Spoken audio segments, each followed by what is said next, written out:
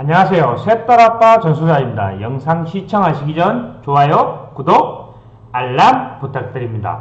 오늘은 19년 12월 16일 날 18번째 부동산 정책 대책을 발표를 하였고, 주택시장 안정화 방안에 대해서 타이틀은 그렇습니다. 그런데 여기에 대해서 한번 이제 정책이 어떻게 바뀌는지, 그리고 양도세가 어떻게 바뀌는지, 지금 요번에 발표는 강력한 규제다. 그래서 언론에서 이렇게 얘기를 하고 있는데 강력한가? 아니면 그리고 이 정책이 바뀌는 거에 대해서 양도세라든지 아니면 세제 개편이라든지 아니면 대출 규제 이런 거에 대해서 그리고 공급까지 이렇게 얘기는 나왔는데 자세히 알아보면 좋겠죠. 그러면 한번 보도록 하겠습니다. 주택시장 안정화 방안 2019년 12월 16일 관계부처 합동입니다. 그래서 기습적으로 발표를 했습니다. 기습적으로 발표를 했기 때문에 좀 당황스럽죠. 훅 들어오니까. 그러면 어떻게 훅 들어왔는지 알아봐야겠죠. 보시면 투기지역, 투기가열지구, 주택담보대출, 주담대대출 강화합니다. 그러니까 대출을 규제한다 이거죠. 그리고 시가 9억 원. 시가 9억 원 초과주택담보대출 LTV 강화. 주택담보대출 강화하는 거죠. 초고가 아파트 주택 구입용 주담대 금지. 이제 15억 이상은 주담대 대출을 아예 안 해준다 이 말이죠. 10원 또. DSR 관리 강화. 원리금 부채 상환 비율이기 때문에 이런 것도 강화를 한다는 거겠죠. 그리고 주담대 대출 실수요 요건도 강화. 주택 구입 목적 사업자 대출의 관리를 강화. 주택 구입 목적인데 사업자 대출이 뭐냐 하면 임대사업자가 되는 경우 임대사업자에 대한 대출 강화겠죠. 그리고 주택 임대업 개인사업자의 RTI 강화. 그리고 전세 대출을 이용한 갭 투자 방지. 이게 다주택자가 제가 한번 유튜브에서도 언론을 얘기를 한 게 있는데, 전세 대출이 뭐냐 하면 자기가 이제 주택을 매입을 해요. 근데 이제 매입하는데 전세 자금 대출을 받아요. 원래 전 세입자가 들어와야겠죠. 전세 세입자가 들어와야 되는데 전세 세입자가 안 들어올 경우 전세 대출을 받아요. 그 대출을 받아서 또 딴 데 투자를 또 하는 거죠. 그러면 1세대 2주택이 되고 3주택이 되고 4주택이 되고 다주택자가 되는 거겠죠. 그리고 자세한 세부 내용은 조금 이따 알아보도록 하겠는데, 전세자금 대출 후 신규주택 매입에 제한. 그러니까 제가 좀 전에 말한 것처럼 2주택, 3주택, 4주택 이거를 막는다 이 말입니다. 그리고 주택 보유 부담 강화와 양도소득세 제도 보완. 그러니까 결국은 보유세도 강화하고 양도세도 강화한다 이 말입니다. 종합부동산세 관련해서 강화하고 공시가격 현실화, 공시가격 올린다 이 말이겠죠. 그리고 실수요자 중심의 양도소득세 제도 보완. 말은 보완이지만 실질적으로 양도소득세가 세율이 올라갑니다. 이 부분은 이제 여기에 대해서 이제 상세히 알아보도록 하겠습니다. 그리고 민간택지 분양가 상한제 적용 지역 확대. 결국은 분양가 상한제를 확대를 한다 하는데 실질적으로 큰 여파는 없을 것 같아요. 제가 봤을 때는. 이런 건 좀 이제 자세히 한번 알아보도록 하겠습니다. 그리고 고가주택 자금 출처 전수 조사 및 법인 탈루 혐의 정밀 검증. 실거래 조사 및 정비사업 합동 점검. 자금 조달 계획서 관련. 공정한 청약 질서 확립. 임대 등록 시 취등록세, 재산세 혜택 축소. 예전에는 임대 등록을 하면 재산세나 취등록세를 혜택을 줬어요. 그래서 다주택자를 임대 등록 사업자로, 임대 사업자로 많이 유입을 하게 만들었어요. 그런데 이제 많아지니까 이걸 이제 정부에서 커트를 하는 거죠. 등록 임대 사업자 의무 위반 합동 점검. 이제 실질적으로 의무적으로 하고 있는지 안 하는지. 그리고 임대 사업자 등록 요건도 강화를 한다 이 말이겠죠. 의무에 대해서. 그리고 실수요에 대한 공급 확대, 공급에 대한 얘기가 나왔습니다. 그런데 서울도심 공급에 차질 없는 추진 할 계획이라 이 말이겠죠. 수도권 30만호 계획의 조속한 추진. 수도권 30만호에 대한 거는 예전에도 일전에도 있었던 얘기지만 실질적으로 이것도 계획입니다. 정비사업 추진, 가로주택 정비사업 활성화, 중공업지역 관련 제도 개선. 지금 공급에 대한 내용은 제가 개인적으로 봤을 때는 실질적인 내용은 없어요. 그냥 수도권 30만호 계획은 예전에도 발표를 했던 거고, 어떻게 할 건지, 어느 지역에 할 건지 이런 건 없어요. 그러니까 실질적으로 아직도 공급은 없다. 큰 타이틀로 봤을 때는 세제 강화와 대출 규제 요게 뭐 거의 동일하게 지금 시행해 왔는 것 같아요. 지금 앞으로 제가 봤을 때는 큰 요약으로 봤을 때는 큰 제목으로 봤을 때는 그런 것 같고 강력한 규제라고 얘기는 하지만 제 개인적으로는 임시적인 방편으로만 보여요. 아마 내년에 다시 또 19번째 부동산 대책이 발표되지 않을까 제 개인적으로는 생각을 한번 해봅니다. 물론 이제 뭐 제가 뭐 정책 관련해서 일하는 사람은 아니니까요. 개인적인 의견입니다. 최근 주택시장 동향은 뭐 국지적 가열 제한이라고 하고 뭐 2018년 9.13 부동산 대책 이후 11월 2주부터 32주간 하락했으나 강남 재건축 상승세의 확산으로 강남, 송파 상승을 시작하여 7월 1주부터 24주 연속 상승입니다.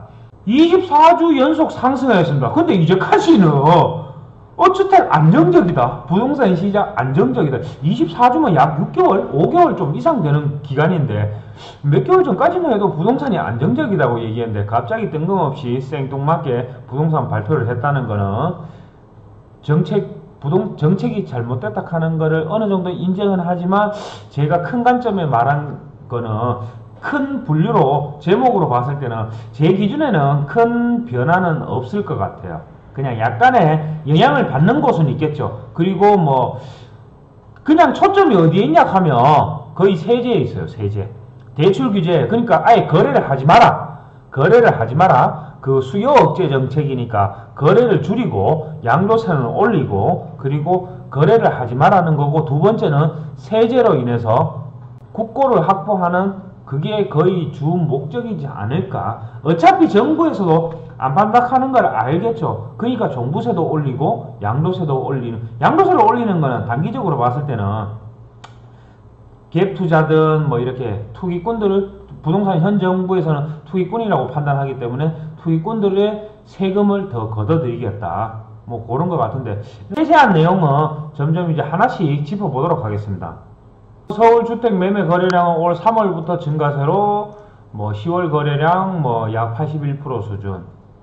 10월 거래 뭐 예년 대비 81% 수준이면 높은 건 아니에요. 높은 건 아니었는데 요번에 또 부동산 대책을 발표를 한 거죠. 그리고 뭐 갭 투자 비중도 증가. 아무래도 요즘은 이제 30대들도 부동산에 관심을 많이 가지면서 영끌이라든지 뭐 엘사라든지 청포자라든지 이런 신조어가 자꾸 생기는 거는 30대들 젊은 층들이 부동산에 관심을 가진다는 거겠죠. 서울 아파트 4.4만호에 이어 올해도 내년에도 연간 약 4만호 이상 공급되어 실수요에 대응하는 공급 물량은 충분하다. 이렇게 얘기를 하고 있습니다. 그리고 뭐 정비사업이랑 향후 입주 물량, 뭐 관리처분 인가 단계 등 단지도 135개에 이르기 때문에 분양 2020년 4월까지 분양 시 상한제 적용이 제외되므로 조기 공급이 된다. 그러니까 공급에 대해서는 어느 정도 해소가 된다고 하지만 실질적으로 여기에 서울에 정비 사업을 한다든지 관리 처분인가든지 향후 입주 물량에 대해서 제 같은 경우는 서울의 아파트 시세를 분양하는 신축 아파트 가격이 정확하게 얼마인지는 모르겠어요. 강남 같은 경우는 뭐 그러니까 뭐 로또 분양이나 뭐 이런 얘기는 있겠지만 그 아파트 가격 자체가 제가 알기로는 비싼 걸로 알고 있어요. 그런데 LTV는 강화를 해요. 그러면 실질적으로 뭐 실수요자 입장에서 과연 그만한 자금력이 있어서 LTV가 주택담보대출을 받더라도 그거를 살 수 있을까? 시장 상황 평가에서 보시면 여기 보시면 이제 뭐 그러나 여전히 풍부한 시중 유동성, 그러니까 제가 유튜브에서 자주 언급을 하지만 시중 유동성의 현금 유동성은 굉장히 높습니다. 지금 현 시중에 노는 이렇게 흐르는 자금이 많습니다. 그게 왜냐 그러면 제 개인적으로 생각인데 부동산을 대체할 재테크 수단이 없어요. 지금 뭐 DLF 사건도 터지고, 그러니까 이 현금을 재테크를 하는 사람은 계속 재테크를 해요. 하기 때문에 정기예금을 시키려고 하니까 금리는 낮아요. 금을 사려고 한다거나 달러를 산다거나 하는 분들은 하시는 분들만 하시지 잘 안 하세요. 안 하시는 분들은 안 하세요. 주식도 마찬가지고 하는 분들은 하겠지만 안 하시는 분들은 안 하세요. 근데 주식시장 또 불확실성 때문에 투자를 하기도 조금 꺼려지는 거예요. 원금 원금이 보장이 안 되기 때문에. 그런데 부동산은 이 주식시장보다는 조금 안정적이에요. 안정적이고 내가 시세 차익 오른다 하는 기대 심리가 있기 때문에 이런 유동성이 시중에 흐르는 돈은 많은데 대체제가 없어요. 대체제가. 그러니까 부동산에 자꾸 몰리는 거예요. 그리고 시간이 지나고 나서 부동산 가격이 오르는 거예요. 그러니까 30대들이 전세를 살다가 실질적으로 30년 이상 된 아파트들이 갑자기 3, 4억 하던 아파트들이 10억이 돼버리니까 지금 17개의 부동산 대책을 발표를 하면서도 부동산 가격은 올랐어요. 오르다 보니까 30대들이 이때 아니면 부동산을 못 사겠다 싶어서 부동산 사는 거예요. 그런데 이 대체제를 만들어줘야 되는데 대체제를 만들 그게 없어요. 지금 제가 봤을 때는. 그런데 앞으로 20년, 21년, 이제 내년이죠. 올해는 얼마 안 남았으니까 내년, 내후년이 되면 토지보상금부터 시작해서 사상 최대의 토지보상금이 풀려요. 그러면 현금 유동성은 더 증가를 해요. 제가 예전에도 얘기했지만 국토연구원에서 발표한 결과 토지보상금이 풀리면 약 40%는 절반 가까이는 돈은 다시 부동산에 투입이 돼요. 그러면 이 현금 유동성은 더 증가가 된다. 증가가 되면 뭐 더 관심이 쏠리겠고 뭐 저금리로 자금 조달 비용이 낮고 LTV 규제로 대출 규모가 제한되어 있으나 높은 전세가율 전세 대출로 인해서 갭 투자로 자금을 조달한다. 이건 투기꾼을 향해서 얘기를 하는 것 같은데 높은 전세가율은 왜 그러냐 하면 주택 매매 가격은 고정이 되어 있어요. 근데 전세는 보통 사람들이 주택을 안 산다 이 말이에요. 전세는 들어오는 이유가 내 집값이 떨어질 수도 있으니까 안 사는 거예요. 그런데 전세는 그 수요가 있다 하는 거는 내 돈은 안정적으로 원금은 보장되어 있으니까. 그래서 전세를 들어가는 거예요. 그런데 여기에 보면 한편 실수요에 대한 공급은 충분하다 하는데 실수요에 대한 공급은 충분하겠죠. 근데 그 실수요자를 어디까지 봐야 될지. 전세 세입자가 집값이 떨어질 것 같으니까 불확실성이 자기는 개인적으로 뭐 투자 성향에 따라서 사람은 다 다르니까요. 투자 성향은 다 다르니까요. 다 다르기 때문에 집값이 떨어질 수도 있기 때문에 전세를 들어가는 거예요. 그런데 공급이 충분하죠. 충분한데 재테크 수단으로 여기는 투자자도 있을 거고 그리고 실수요자도 있을 거예요. 그리고 이거를 아무리 실수요자라고 하더라도 전세를 들어가는 사람은 전세만 들어가요. 왜? 주택을 안 사는 사람도 안 사요. 이제까지 공급이 없어서 주택을 안 샀을까요? 저는 아니라고 봐요. 서울에 주택을 살 수 있는 공급은 얼마든지 있었어요. 자기가 주담대 대출을 내서. 그런데 이제까지 안 샀어요. 안 샀는데 갑자기 LTV도 강화됐어요. 주담대 대출도 강화됐어요. 그런데 예전에는 이거 주담대 대출도 더 약화돼 있었죠. 대출을 더 많이 땡겨올 수 있었어요. 그런데도 안 샀어요. 근데 지금 주담대 대출이나 이 세제도 강화되고 있고 보유세도 강화되어 있고 양도세도 강화되어 있는데 이 실수요자들이 예전에 안 샀는데 지금 이렇게 하면 실수요자가 살까요? 저는 개인적으로 안 봐요. 그렇게 생각 안 해요. 왜? 부동산 투자를 부동산 제가 땅에 대한 유튜브도 촬영을 하고 하지만 땅을 안 사는 사람들은 안 사요. 왜? 자기가 한 번도 사본 적이 없기 때문에. 아파트 안 샀던 사람들은 안 사요. 왜? 안 샀던 사람들은 결국 안 사게 돼요. 그 돈으로 다른 재테크를 하겠죠. 주식이 됐든 펀드가 됐든 비트코인이 됐든 다른 쪽으로 투자를 하지 부동산의 실수요자라고 생각하지는 저는 않아요. 영상이 너무 길어져서 뭐 요런 거는 기본적으로 넘어가겠습니다. 넘어가겠고 요 이제 뭐 핵심적인 내용만 한번 확인해 보도록 하겠습니다. 투기지역, 투기가열지구에 그러니까 뭐 아무 지역 주담대 대출이 강화되는 게 아니라 투기지역과 투기가열지구 뭐 수도권 지역이겠죠. 시가 9억 초과주택에 대한 주담대 대출 비율이 뭐 LTV 주담대가 강화됩니다. 담보 인정 비율이 기존에는 40%였습니다. 40%였는데 9억까지만 40% 그리고 9억을 넘어가는 거는 20%겠죠. 그거는 뭐 예를 들어서 이렇게 드러났는데 14억짜리면 14억에 예전에는 40%에서 5억 6천이 대출이 되는데 9억까지는 40% 49, 36, 3억 6천이겠죠. 그리고 5억 나머지 14억에서 9억을 제외한 5억에 대해서는 20% 5, 20, 10억이겠죠. 그러면 4억 6천 그러면 약 대출이 1억 정도 줄인다. 그러니까 대출을 강화한다 이 말이에요. 대출을 적게 해준다. 뭐 그런 내용입니다. 그리고 두 번째 중요한 거는 초고가 아파트 시가입니다. 15억이 중요한 게 아니라 간혹 이제 뭐 언론에서나 이렇게 보시면 15억에 대해서 강조를 하는데 시가입니다. 시가. 그러니까 예전에는 공시시가였습니다. 공시가격이 15억을 넘는 주택은 대한민국에 그렇게 많지는 않습니다. 많지는 않는데 시가 15억은 많습니다. 강남에 웬만한 주택들 15억 다 넘어가죠. 거기에 주택 구입용 주담대 대출을 금지하는 겁니다. 그러니까 15억이 중요한 게 아니라 시가 15억에 대한 초과되는 거는 주택담보대출을 아예 금지하겠다. 그러니까 현행에서는 기존 그저처럼 40%가 됐습니다. 예를 들어서 15억 같으면 약 6억 가까이 대출이 됐겠죠. 근데 가계, 개인 사업자, 법인 모두 모든 차주에 대해서 투기지역, 투기가열지구의 초고가 아파트 시가 15억을 담보로 한 주택구입용 주택담보대출 금지. 단 10원도 대출을 안 해준다는 겁니다. 단 여기에 대한 내용은 한 1년 사이에 생활자금 대출이나 이런 거는 1억 한도 내에서 대출은 한다고 합니다. 근데 주택 구입을 할 때는 실질적으로 10원도 안 된다는 겁니다. 요거는 참고를 해보시면 중요하겠죠. 그리고 DSR 관리 강화는 큰 내용은 없고요. 그리고 주담대 대출의 실수요 요건을 강화했습니다. 기존에는 1세대 세대가 2년 내 기존 주택을 처분하는 조건으로 무주택자는 고가주택에 대해서 구입하는 경우 2년 내 전입을 하는 조건으로 주담대 대출이 가능했지만 고가주택 기준을 공시가격 9억에서 시가 9억으로 변경됐습니다. 그러니까 요번에 요 핵심이 뭐냐 하면 기존에 공시가격 9억은 아파트가 지금 서울 아파트가 제가 알기로는 공시가격이 약 한 70% 정도 되는 걸로 알고 있습니다. 그런데 시가 9억이면 서울 쪽에 아파트 9억 넘는 거 많죠.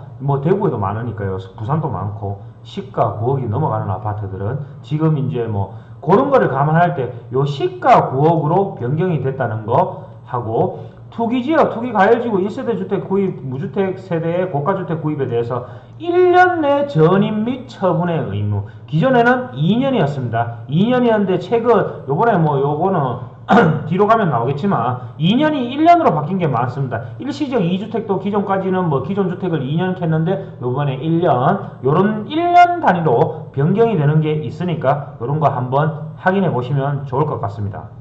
그리고 주택 임대업 개인 사업자의 RTI 강화는 이제 연간 임대 소득이 대출 이자보다 많으면 안 된다. 이건 기본적인 상식인데 1.25배에서 1.5배입니다. 그런 거 약간 강화됐다. 이렇게 보시면 되고요. 사적 보증의 전세 대출 보증 규제를 공적 보증으로 강화. 그러니까 기존에는 전세 대출 차주가 시가 9억 초과 주택 구입 보유할 때 공적 보증으로 제한했으나 지금은 이제 사적까지 서울보증보험이 사적이었어요. 시가 9억 초과 주택 구입 보유 차주에 대한 전세대출 보증을 제한할 수 있도록 협조 요청했다. 그러니까 이제 이런 거는 결국은 대출 자체를 막는다 이 말이에요. 그러니까 갭 투자를 하지 마라. 2주택, 3주택, 4주택, 5주택 이래 하지 마라는 거고요. 전세자금 대출을 신규주택 매입 제한. 차주가 전세대출 받은 후 시가 9억 초과주택을 매입하거나 2주택 이상 보유할 경우 전세대출을 해소를 합니다. 이제. 그러니까 기존에는 뭐냐 하면 기존에는 전세대출 보증이 만기 연장도 이런 제한을 했었는데 그러니까 내가 1세대하고 전세대출을 받았어요. 전세대출을 받아서 2주택 구입자를 하려는 사람은 지금은 아예 만약에 내가 이렇게 주택을 샀는데 주택으로 전세대출을 받아가 또 주택을 한 개를 보유를 하려고 하면 기존에 있던 전세대출을 갚아라 이 말이에요. 그러니까 돈을 융통하지 마라 이 말이에요. 그러면 이 말인즉슨 지금 이렇게 보면 유동성을 자꾸 줄이려고 하는 거예요. 지금 계속 돈이 이렇게 회전을 하다 보니까 이거 담보로 대출 내고 저거 담보로 대출을 내고 이렇게 전세자금 대출로 대출을 내니까 이 유동성을 줄이려고 하는 게 조금 보이는 것 같아요.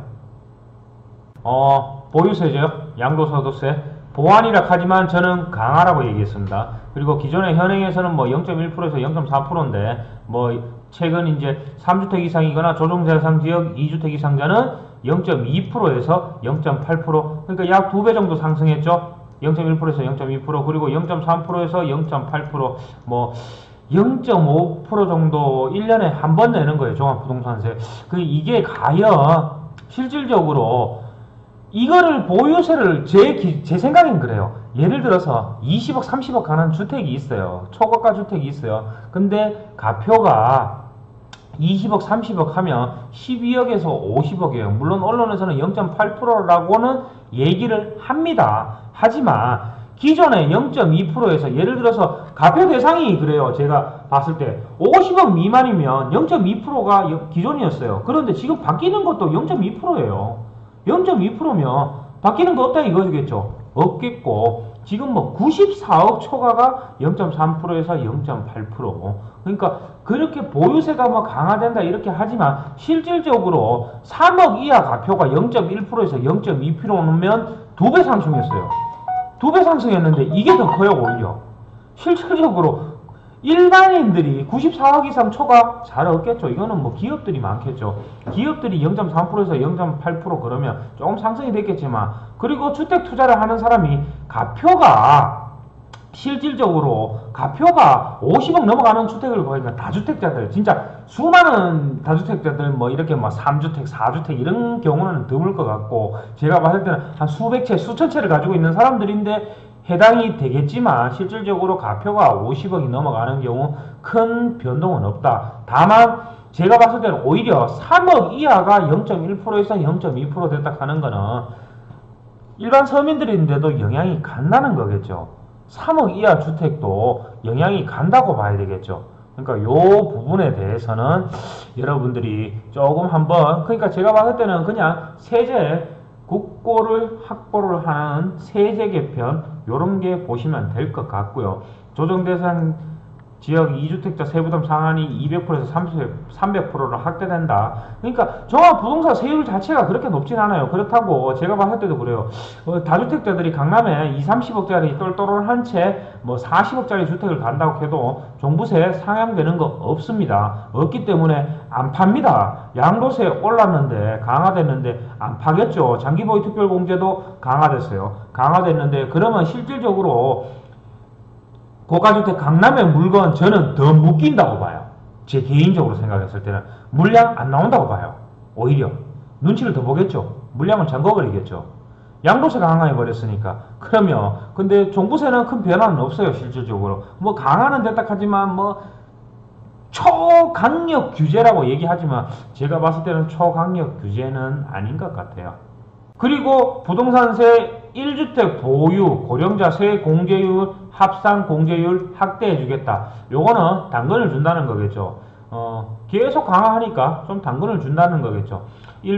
뭐 나는 주택 한 채밖에 없는데 퇴직하고 나서 주택 한 개 있는 거 가지고 세금을 많이 내라 하니까 요런 당근을 준다는 건데 1세대 1주택 보유 고령자 세 공제율과 고령자 공제와 장기 보유 공제 합산 공제율을 상한을 높여 실수요자 1주택 자의 부담을 경감해주겠다. 좋은 말인 것 같아요. 좋은 말인 것 같은데 현행 공제율은 20%, 40%, 50%였는데 지금 장기보유 특별공제 20%, 40%, 50%로 장기보유 특별공제는 같아요. 근데 이제 연령대에 대해서 60세에서 65세는 10%에서 20%, 20%에서 30%, 뭐 30%에서 70세 이상은 30%에서 40%, 거의 최대 합산이 70%였는데 장기보유 고령자 했을 때 80%까지 해주겠다. 요 내용인데 뭐 제가 봤을 때는 60세에서 70세 이상은 해당이 없는 분들은 큰 의미는 없겠죠.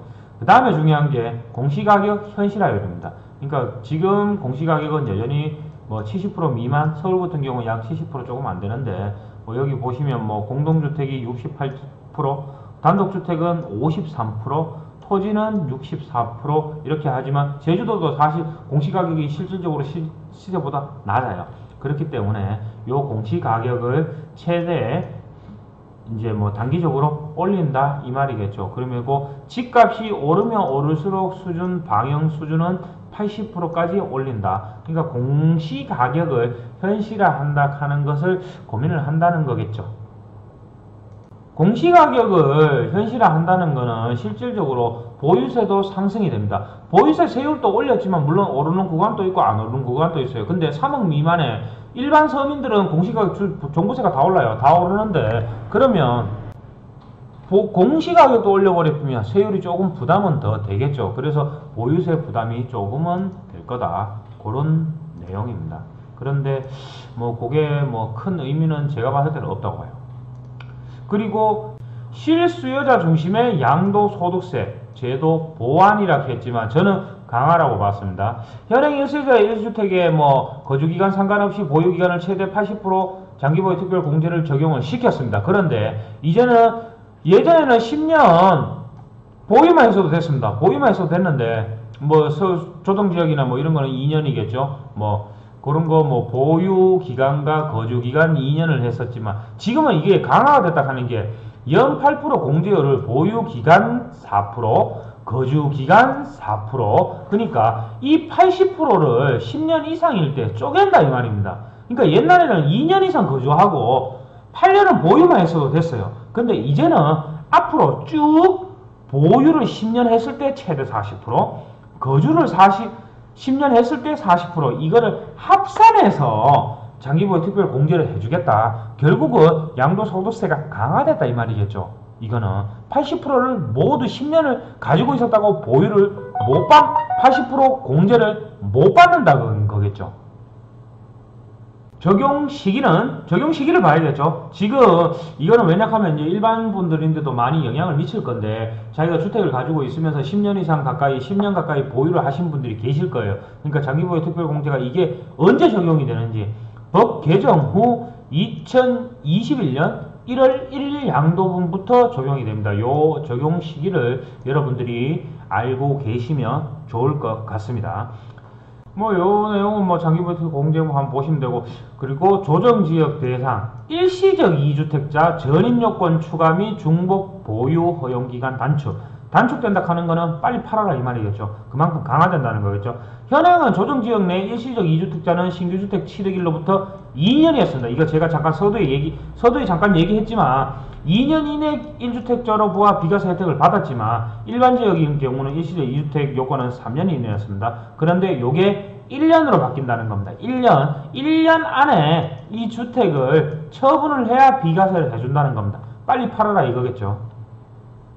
뒷내용 보시면 이제 개정되는 내용은 그렇습니다. 신규주택 취득일로부터 1년 이내에 해당 주택에 전입하고 1년 이내에 기존 주택을 양도해라. 그래야 비과세 혜택 일시적 2주택을 받는다. 적용 시기는 12월 17일 오늘이네요. 12월 17일 제가 이제 어제 발표를 하고 오늘 이 영상을 촬영하고 있는데 12월 17일 오늘부터 새로 취득하는 주택, 그러니까 새로 취득하는 주택에 대해서 적용이 된다. 요런 거 하고, 그리고 대책 발표 전 매매 계약서가 있다거나 계약금을 지불한 경우는 종전 규정을 적용합니다. 기존 따라. 그러니까 요거는 여러분들이 지금 법령이 요번에 같은 경우는 이 개정 시기가 언제 적용이 되는지, 그리고 언제부터 이게 내인대에 영향이 가는지 그것도 알아야겠죠. 조정 대상 지역 다주택자의 양도소득세 중과시 주택 수에 분양권도 포함이 됩니다. 이제 기존에는 분양권이 주택 수에 포함이 안 됐어요. 그런데 조정 대상 지역 다주택자 양도소득세 중과시 주택 수의 분양권도 주택 수에 포함이 됩니다. 그러면 당연히 내가 분양권을 여러 개 갖고 있고 주택은 한 채밖에 없었어요. 분양권 2개 갖고 있고 그러면 3주택자가 된다. 이 말이겠죠. 예전에는 대출 청약 시에는 분양권도 주택수에 포함하고 있으나 세제상 다주택자 여부 판단 시에는 주택수에 미포함됐습니다. 미포함됐는데 지금은 다주택자 조정 대상 지역 내 주택 양도 시 양도소득세 중과를 위한 주택수 계산에 분양권을 포함합니다. 그러면 양도소득세 할 때 다주택자가 된다 이 말이겠죠. 이거는 양도소득세 투자를 하시는 분들이 양도소득세에 민감하죠. 이게 언제 되냐? 2021년 1월 1일부터입니다. 그러면 분양권이나 주택을 가지고 계시다면 올해는 뭐 거의 끝나가고 내년 내에 거의 처분을 하라 이 말이겠죠. 요것도 한번 여러분들이 요 갭투자나 아파트 분양권 하시는 분들이 참고를 하시면 좋을 것 같아요. 요것도 이제 또 여러분들이 알고 계셔야 될 내용이죠. 2년 미만 보유주택의 양도소득세율 인상. 기존에는 주택 외 부동산은 1년 미만은 50%, 주택은 40%였죠. 1년에서 2년 토지는 뭐 40%였지만 주택은 누진세율이 있죠. 구간세율. 그리고 2년 이상은 6%에서 42% 그 구간세율이었는데 지금 주택은 뭐 1년에 40%였고 1년 이상은 기본세율이 구간세율로 누진세율로 이렇게 적용이 됐지만 2년 미만 보유주택의 양도소득세가 인상됩니다. 그러니까 그 쉽게 생각해가 뭐냐? 그냥 주택도 똑같이 1년 미만 됐을 때 50%, 2년 됐을 때 2년 미만일 때는 40%, 그리고 2년 이상이 됐을 때 기본세율, 구간세율을 받는다 이 말입니다. 그거는 언제냐? 2021년. 그러니까 주택도 이제는 양도소득세가 1년, 2년 요 안에 투기로 보고 토지하고 똑같이 본다 이 말입니다. 1년 미만 50%, 2년 미만 40%. 부동산 중개업을 하는 입장에서는 중개하기는 쉬울 것 같아요. 세율을 별도로 또 외울 필요는 없을 것 같지만, 하지만 이런 주택 투자를 자주 하시는 분들은 요 구간을 알고 계시고 이 개정 시기를 알고 계셔야 되겠죠. 또 여기서 당근을 한 개 줍니다. 조정 대상 지역 내 다주택자 양도소득세 중과 한시적 배제.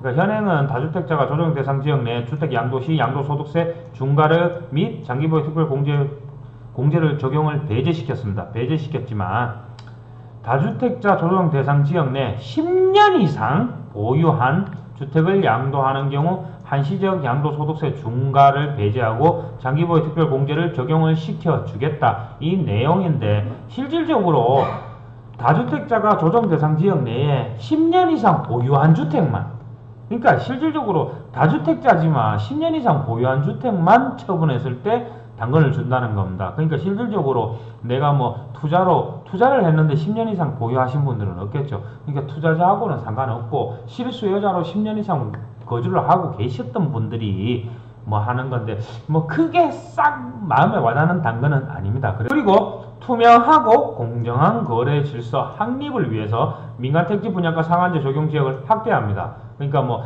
요번에 이거 뭐 결국 제가 알기에 분양가 상한제 적용이 되면 이제 적용에 배제되는 데가 뭐 좀 이슈가 되고 뭐 이렇게 관심이 심리가 쏘이겠죠. 아무래도 제가 부동산 얘기할 때도 심리라고 얘기를 많이 합니다. 그거를 지역을 많이 확대한다는 겁니다. 개선된 게 집값 상승을 선고한 지역 서울 13구 전 지역과 서울 3개시 가천, 하남, 강명 13개 동과 정비사업 이슈가 되는 서울 5개구 37개 동이 추가 지정이 된다는 겁니다. 된다는 거고, 이 적용 시기는 2017일자 오늘부로 지정 효력 발생합니다. 그리고 지정되는 곳은 이렇게 여러분들이 인터넷을 검색하면 나올 겁니다. 여러분들이 지역은 한번 확인해 보면 좋겠죠. 요거는 그렇게 해서 넘어가도록 하겠습니다.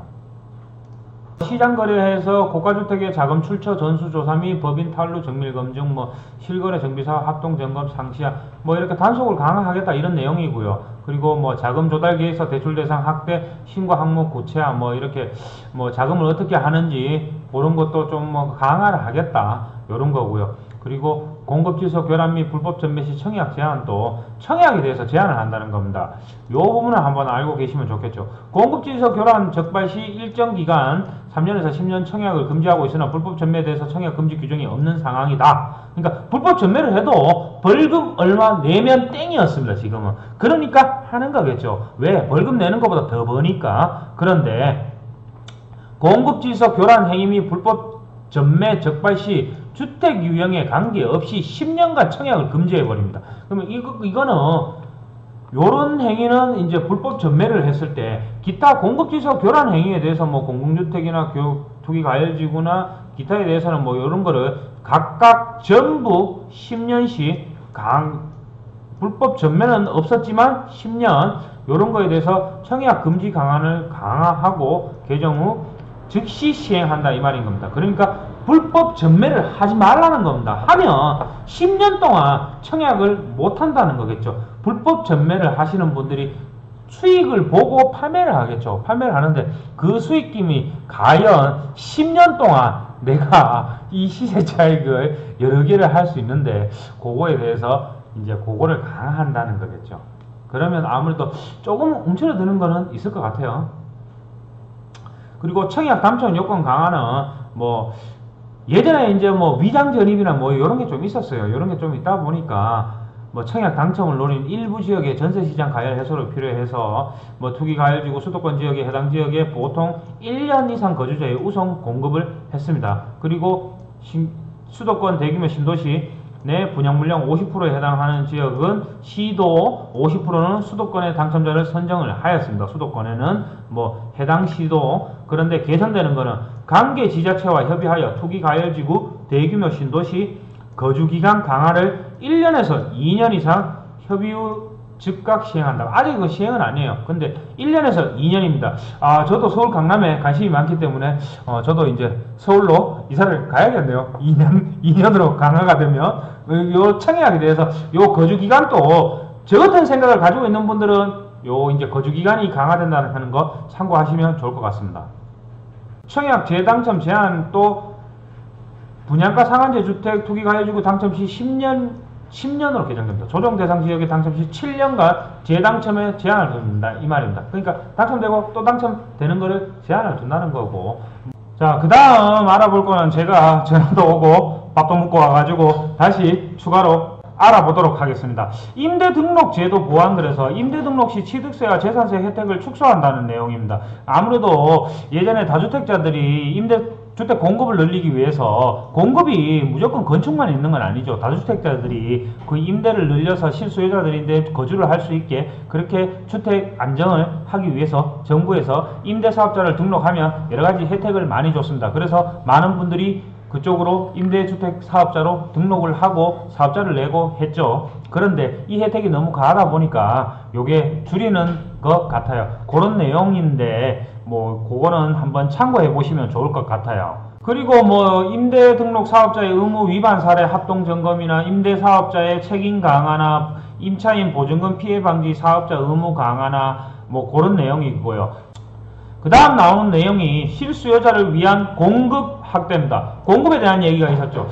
기존에 부동산 대책을 발표를 하면 세제를 강화한다거나 대출을 규제하는 내용이 많았습니다. 그런데 공급에 대한 언급이 잘 없었는데 요번에 공급을 확대한다는 내용인데 그냥 제가 봤을 때 지금 뭐 현황상 수도권 30만호 중 기존에 한번 발표했던 내용입니다. 서울 내 시내 4만 호를 주택사업 승인을 정상적으로 추진 중. 서울시는 뭐 4만호 용적률 완화 등 도시 규제 개선을 통해 2023년까지 5만 5천 호를 공급할 거다. 그런데 향후 계획은 서울 도심 부지 4만 호는 패스트 트랙으로 적용하여 2020년까지 15,000호 이상을 사업 승인을 완료하고 이중 1,000호를 입주자 모집을 진행한다. 그리고 뭐 수도권 30만호 계획을 조속히 추진할 거다. 뭐 이런 거 기존에 있던 내용입니다. 기존에 있던 내용인데 지금 공급을 봤을 때 제가 봤을 때는 그렇게 많다고 생각하지 않습니다. 왜냐 그러면 서울 강남의 재건축도 규제가 좀 있죠. 재개발이나. 그리고 15억 이상은 실질적으로 대출을 막아버렸습니다. 그리고 9억 이상분에 대해서 LTV 같은 경우 주택담보비율 인정 비율도 실질적으로 20%로 낮춰버렸습니다. 강화를 했다는 거겠죠. 그러면 실질적으로 거래를 할 때 현금 들고 거래를 해라. 그러면 실수요자가 현금을 누가 집을 한 채 사는데 10억 이상 가까운 돈을 현금을 가지고 있지는 않겠죠. 그럴 것 같았으면 벌써부터 샀겠죠. 샀는데 지금 이렇게 얘기를 하는 거는 제가 봤을 때는 계획인 거지 언제 추진이 될지는 제가 봤을 때는 조금 현실감이 조금은 떨어진다고 제 개인적으로는 생각을 합니다. 그리고 뭐 관리처분 인가에 대한 정비사업도 추진도 지원해주고 가로주택 정비사업 활성화를 위한 제도 개선은 저 같은 일반 서민이 저는 서민이잖아요. 서민이다 보니까 이렇게 접근하기보다는 개발업자가 뭐 면적을 좀 더 완화해 준다든지 용적률을 완화해 준다든지 요거에 대한 내용이라고 보시면 될 것 같아요. 그래서 그냥 패스를 해 보도록 하겠습니다. 이렇게 하시면 요번 12월 16일 12.16 부동산 대책에 대해서 전반적인 내용을 다 둘러보았습니다. 보았고 제가 마지막 편에는 이제 마지막 편에는 이런 대책이 발표하고 나서 내인데 과연 언제 적용이 되는지 그것도 중요하겠죠. 시가 9억 원 초과주택의 담보대출 LTV 강화 요게 40%였는데 기존에는 40%였는데 9억 초과 부분은 20% 된다는 거 부분 적용됩니다. 부분 적용되기 때문에 적용 시점이 12월 23일이다. 그리고 초고가 아파트 주담대 대출 금지 아예 대출을 안 해주겠다. 지금 오늘 12월 17일 당장 시행이 된다는 겁니다. 이런 시점을 여러분들이 참고를 하시면 적용 시점을 보시면 좋을 것 같고 그 다음으로 보유세 부담 강화 및 양도소 소득세 제도 보완에 관련해서 제가 강화라고 얘기했습니다. 종합부동산에 관련은 종합부동산 세법을 개정을 해야 됩니다. 법을 개정하는 것은 국회를 통과를 해야 된다는 겁니다. 지금 당장 지금 20년 내년 상반기 2020년 납부분부터 적용이 된다 하는데 국회에 법이 개정이 돼야 되기 때문에 실질적으로 이게 개정이 되면 이렇게 시행이 되겠지만 법이 개정이 안 되면 시행이 안 될 수도 있습니다. 그리고 추후 내후년에 대선이 있고 하면 법은 양도세는 워낙 자주 바뀌기 때문에 물론 개정이 됐을 때 가정입니다. 그리고 1세대 1주택 장기보유 특별공제에 대한 거주기간 요건 추가도 2020년 상반기에 소득세법을 개정을 해야 됩니다. 그리고 개정이 된다면 내년 상반기 해서 2021년 1월 1일 양도분부터 적용이 된다는 거. 일시적 2주택 1세대 일시적 2주택 같은 경우 양도세 비과세 요건에도 전입 요건도 2020년 상반기부터 적용을 할 예정이다. 12월 17일 취득분부터 적용을 하는데 소득세법의 시행령을 개정하는 겁니다. 시행령은 개정을 하면 되겠죠. 하지만 소득세법이나 부동산세법은 법을 개정을 해야 되기 때문에 국회를 통과를 해야 되기 때문에 이 부분은 추후 좀 지켜봐야 될 것 같습니다.